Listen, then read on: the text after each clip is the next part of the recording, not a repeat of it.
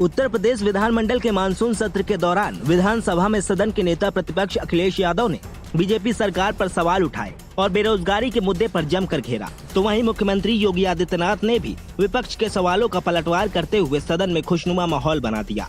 इसके साथ ही 43 साल के बाद विधानसभा में मुरादाबाद दंगे से जुड़ी रिपोर्ट भी पेश की गई।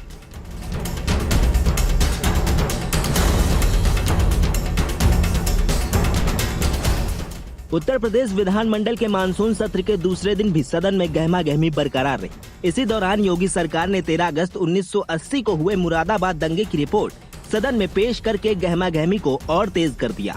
रिपोर्ट में दर्ज आंकड़ों के मुताबिक इस दंगे में 80 से भी अधिक लोगों की मौत हुई थी, जबकि 100 से अधिक लोग घायल हुए थे। उस समय राज्य में वीपी सिंह के नेतृत्व वाली कांग्रेस की सरकार थी। मुरादाबाद में हुए इन दंगों की रिपोर्ट जांच आयोग ने नवंबर 1983 में ही सरकार को सौंप दी थी, लेकिन इसे कभी सार्वजनिक नहीं किया गया। बीते दिनों राज्य सरकार ने इस रिपोर्ट को सार्वजनिक करने का निर्णय लिया था, जिसका विपक्ष ने विरोध किया। इस विरोध के पीछे विपक्षी दलों का मानना है कि महंगाई, बेरोजगारी समेत कई अहम मुद्दों पर ध्यान भटकाने के लिए मुरादाबाद दंगे की रिपोर्ट पेश की गई है।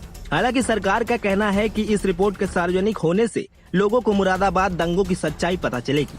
सदन में जब रिपोर्ट पेश की गई तो विधानसभा में नेता प्रतिपक्ष अखिलेश यादव ने बीजेपी पर हमलों की बौछार कर दी। अखिलेश यादव ने बेरोजगारी पर सरकार को जमकर घेरा। तो वहीं इस दौरान सपा मुखिया के सवालों का जवाब देते हुए मुख्यमंत्री योगी आदित्यनाथ ने भी पलटवार किया।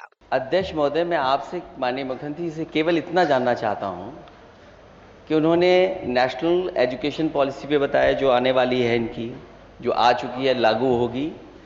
मेरा केवल एक छोटा सा सवाल है कि 2017 से लेकर के 2022 में जो एज ग्रुप है 15 साल का, उसमें कितने बच्चों की संख्या बढ़ गई है।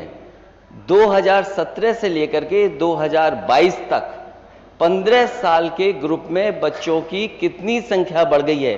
कि जब मैं खड़ा हुआ, मैं आपकी बात को सुन रहा था, जब मैं खड़ा, मैं तो वही बोलने के लिए आया हूं कि आपको जनसंख्या की चिंता हो रही है। मुझे इसमें अच्छा लगा कि इसको कैसे कंट्रोल किया जाए। मैं यद्यपि पहले भी सोच रहा था कि चलिए समाजवादियों में कुछ तो प्रोग्रेस हुई है, और प्रोग्रेस देखिए अच्छा है, प्रगति के बारे में सोचना चाहिए। अखिलेश यादव इतने पर ही नहीं रुके। उन्होंने सवालों की झड़ी से एक सवाल जनसंख्या की तरफ इशारा करते हुए निकाला और उस सवाल को सीधे सरकार से 2017 से 2022 तक 15 वर्ष की आयु वर्ग के बच्चों की संख्या में बढ़ोतरी के बारे में पूछ लिया।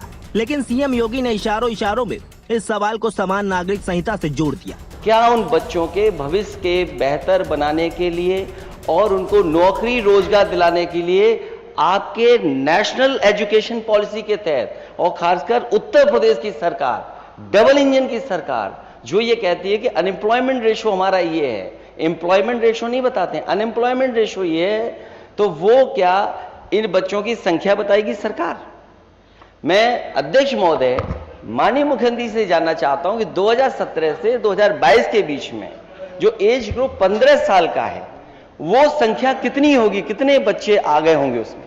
उत्तर प्रदेश के इस परसेप्शन के कारण ही ग्लोबल इन्वेस्टर समिट में 36 लाख करोड़ रुपए के निवेश के प्रस्ताव प्राप्त हुए हैं, जो 1 करोड़ नए नौकरी और रोजगार का सृजन उत्तर प्रदेश के अंदर करेगी। यह भी उत्तर प्रदेश के युवाओं के लिए एक अवसर है, और उत्तर प्रदेश के युवाओं को तकनीकी दृष्टि से सक्षम बनाने के लिए ही 2 करोड़ युवाओं को टैबलेट और स्मार्टफोन उपलब्ध करवाए जा रहे हैं। हालांकि इन सब के बीच विपक्ष ने सरकार को महंगाई और कालाबाजारी के मुद्दे पर जमकर घेरा। बताते चलें कि इस बार विधानमंडल के मानसून सत्र में राज्य सरकार वित्तीय वर्ष के लिए अनुपूरक बजट पेश करेगी, जो इस साल के वित्तीय वर्ष के लिए पहला अनुरूपक बजट होगा। इसके माध्यम से योगी सरकार अपनी कई परियोजनाओं को पूरा करने के लिए संसाधनों का इंतजाम करेगी, ताकि राज्य में विकास को जो गति मिली है उसे बनाए रखा जा सके।